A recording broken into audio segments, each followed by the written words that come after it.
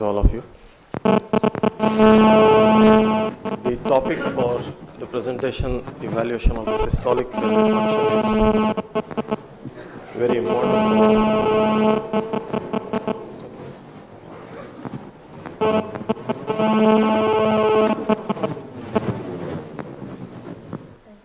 Why is there audio disturbance? Perform this evaluation while the surgeon is performing the surgery without disturbing him. And number 3, in the post-operative period, when the acoustic window via transthoracic echo is very poor, the transesophageal echo provides an excellent acoustic window for evaluation of the cardiovascular system.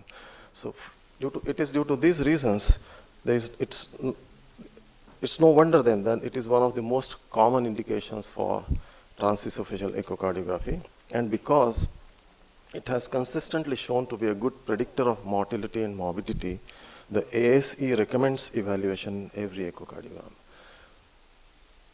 So if you see the anatomy of the left ventricle, it's an ellipsoid ventricle, ellipsoid in shape with a broad base and a narrow apex. It has also been described as a cylinder with a conical apex. And there are 3 types of fibers: the longitudinal fibers, which lead to longitudinal shortening; the circumferential fibers, which squeeze the ventricle by circumferential contraction; and the radial fibers, which lead to shortening of the radial diameter of the myocardiums. So in essence, if you want to evaluate the LV function, you need to look at the shape and changes in the shape and size of the left ventricle, which will help you to assess the function of the left ventricle. So it can be performed in several ways. Number 1 is a linear measurement. I can only measure the distance, linear distance. However, it suffers from the disadvantage in the sense that it provides a single dimension and useful only in normally shaped ventricles. So if there are any other areas where there are wall motion abnormalities, those cannot be assessed by the linear measurements. You can then measure the area. Area is much better than the linear measurements, and the disadvantage is that apex is frequently foreshortened, and endocardial dropout can be one of the problems with this particular technique, and it is blind to the shape distortions. So you are only measuring the area that you are looking at, and the rest of the myocardium is not being visualized. The third is, of course, you can measure the volume, which is even better. There are no geometrical assumptions to be made in volumetric measurements, and it is unaffected by foreshortening, and it is more accurate and more reproducible. So the LV function, systolic function, can be assessed in several ways: quantitative methods, which could be linear measurement, which is fractional shortening; area measurement, which is the fractional area change; volumetric measurements, either by hemispherical or cylinder or bullet formula, which is not recommended nowadays. What is recommended is the modified Simpson's biplane method and the real-time 3D volumetric assessment. So these are the volumetric methods.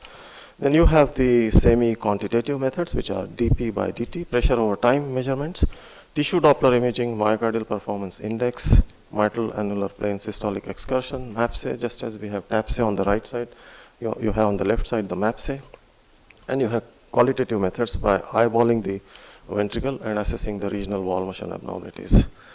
You also have some more newer methods such as 3D and LV strain and strain rate and speckle tracking. Because there are separate lectures on this aspect, I will be very brief in these 2 newer methods of assessment of the LV function.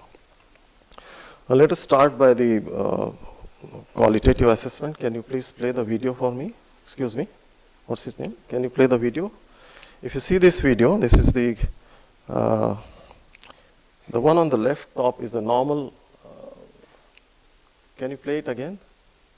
So that's the normal ventricle. It's not playing very well, so have a look, quick look. Can you play this next one? And this is a grossly abnormal ventricle. It's almost akinetic ventricle. Okay, so if you are looking at a normal ventricle and a grossly abnormal ventricle, there is no problem in assessing the qualitative assessment. But if you look at the third echo, can you please play the third video? Yeah, just play it. So this is something borderline, and many of us can confuse it as from anywhere from 40 to 55%. That kind of assessment may be there if you are looking at a borderline disturbance. So visual estimation of LVEF should be avoided, and even the ASE recommends that even experienced operators should regularly cross-check against the calibrated measurements. So that's about the qualitative. Let's now move on to the quantitative evaluation. Fortunately, these are very simple methods of evaluation and not very difficult, and they provide a very important piece of information in our day-to-day practice. So if you look at the linear measurements M mode, it has the lowest inter-observer variability because it is very simple, it is easy to perform, and it is accurate, provides accurate estimate of systolic function in healthy subjects. So if the cursor is passing through a normal ventricle, then it provides a very accurate estimate. But if it is not passing through the normal ventricular walls, then you can miss the abnormal ventricle. And it is inaccurate in presence of regional abnormalities of the ventricle. So if you look at this picture where you got the LV short axis view, drop the M mode cursor and you can measure the LV and diastolic dimension and then subtract the end systolic dimension from it and divide it by the end diastolic dimension times 100 provides you the what is called as the fractional shortening. The normal value is 25 to 43% in men and 27 to 45% in women. Very simple. From inner edge to inner edge, you measure the two dimensions in end systole and end diastole, you get the fractional shortening. Now, if you have a abnormal inferior wall, for instance, here the inferior wall is hypokinetic, so that can be picked up by the M mode echocardiography or the fractional shortening. But if the lateral wall or the septum is hypokinetic, that cannot be picked up by this method. Here is an akinetic inferior wall, so that also can be picked up. So if you have the walls through which the M mode cursor is passing, if those are abnormal, only then you can detect the abnormality.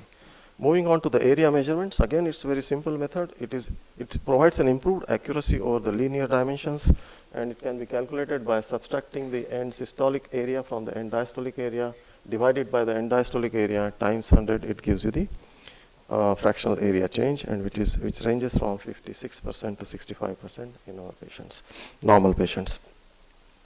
So you get again the transgastric short axis view and trace the endocardial border, include the papillary muscles, two frames. One is end diastolic, which can be the largest dimension, and the end systolic, which is the shortest dimension. Measure the area, and you can get the fractional area change. It is very easy to use. It provides a good correlation with the ejection fraction, and with the availability of automated border detection, the accuracy has also improved with this technique. Next is the left ventricular volumes, which are the by way of measuring the ejection fraction. For this, you need to measure the volume, and it is a % of LV diastolic volume ejected during the systole. So you are only measuring that volume which has left the left ventricle. Where it has gone is not measured by the ejection fraction. So again, you subtract the end systolic volume from the end diastolic volume, divide by the end diastolic volume times 100, it gives you the ejection fraction. And one important piece of information, if the LV systolic volume is more than 70 ml, it is associated with increased risk of morbidity and mortality. So in addition to not only looking at the ejection fraction, you can also measure the end systolic volume, which also provides a very important piece of information. Nowadays, modified Simpson's rule has been recommended. All other methods are not recommended for volumetric assessment of the left ventricle. What you need to do here is to measure two axes. One is the major axis and another is the minor axis, as shown here, and this is utilized in this formula to calculate the volumetric measurements using the Simpson's formula. And this is the only method recommended in the recent AC guidelines, which were published in 2015. So the present method of measuring the volume as per the recommendation is to apply the modified Simpson's formula. You need to measure the volume in two orthogonal planes. One of them is the LV 4-chamber view. So you measure the volume in LV end diastole and systole, and other plane is the 2-chamber view. Again, you measure two volumes, end diastole and systole, and you can average the two and you can get the volumes. The problem with this technique is the foreshortening, because the sectioning of the left ventricle is not at the apex most of the time. So if you want to improve or avoid the foreshortening, you need to retroflex the probe in order to section the LV apex at the apex, actual apex, and not the virtual apex. One of the methods of knowing whether you are sectioning the apex correctly or not is to observe the apex in these two views. So if you observe the apex in the 2-chamber view and in the 4-chamber view, it should not have any movement towards the apex, because apex is virtually immobile in a contracting ventricle. So if you see that the LV apex is immobile, that would give another confirmatory sign that you are at the actual apex and not the virtual apex. Can you just play these two videos for me? So just to make you understand that when you have a valve which is regurgitant, as it's shown here, and please play this also. You see a large percentage of volume goes into the left ventricle. So although the ejection fraction may be 70%, about 20 or 30% may be going into the left atrium. So your assessment of ejection fraction should actually be correlated with respect to the nature of disease that the patient has. And if you have mitral regurgitant lesion, then the ejection fraction is not a very good method of assessing the ejection fraction. So these are several other formulae which were used for the assessment of the LV volume, which are not nowadays recommended. Next, we move on to the measurement of cardiac output. You have got the deep transgastric view. If you can play this video for me, please, both the videos. So because the Doppler alignment is in line with the direction of the blood flow, you have the VTI, velocity time integral, measure the diameter. So VTI is measured on the spectral Doppler. You measure the LVOT diameter and multiply the two, you get the stroke volume. If you multiply it with the heart rate, you get the cardiac output. So you can also measure the cardiac output with the help of transesophageal echocardiography. The software for calculation is inbuilt in the machines. All you need to do is to obtain these views and just get the VTI. There are several semi-quantitative methods. The first one is the rate of ventricular pressure rise, dP by dt, so change of pressure over time. It's a good correlation, provides a good correlation with the systolic function. Greater the contractility, greater the rise in the ventricular pressure. That's the principle on which it is based. So you need to have a mitral regurgitant jet in this patient. So you measure the velocity at two points, 1 meter and 3 meters, and the pressure is calculated by the modified Bernoulli's equation, which is 4 times the velocity square. So you measure at 1 meter square, the velocity square is 1 times 4 is 4 millimeters of mercury. At 3 meters, it is 3 times square of 3 is 9, and times 4 is 36. So if you minus 36, 4 from 36, you get a value of 32, and you multiply that with the time that has been taken, divided by the time that has been taken for this rise in velocity from 1 meter to 3 meters, and you get the dP by dt. The normal is more than 1200 milliseconds, and dt should be less than 26 milliseconds, and ventricular dysfunction is present if the value is less than 800 millimeters of mercury per second.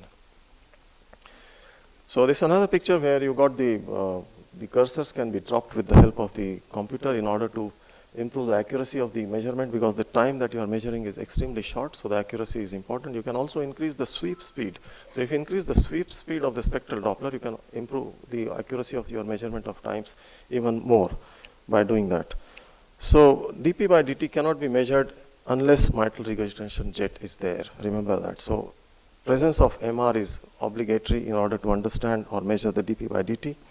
Absence of MR does not mean good LV function, and presence of MR does not mean bad LV function. So remember these things when you are measuring the dP by dt measurements. Next is a tissue Doppler, which is a very simple technique again. Doppler is used to measure the velocity of the tissues instead of the blood that we use for measuring the normal Doppler is measuring the velocity of the blood. Tissue Doppler measures the velocity of the tissue. And you need to have low pass filters to screen out the higher velocities generated by the blood flow.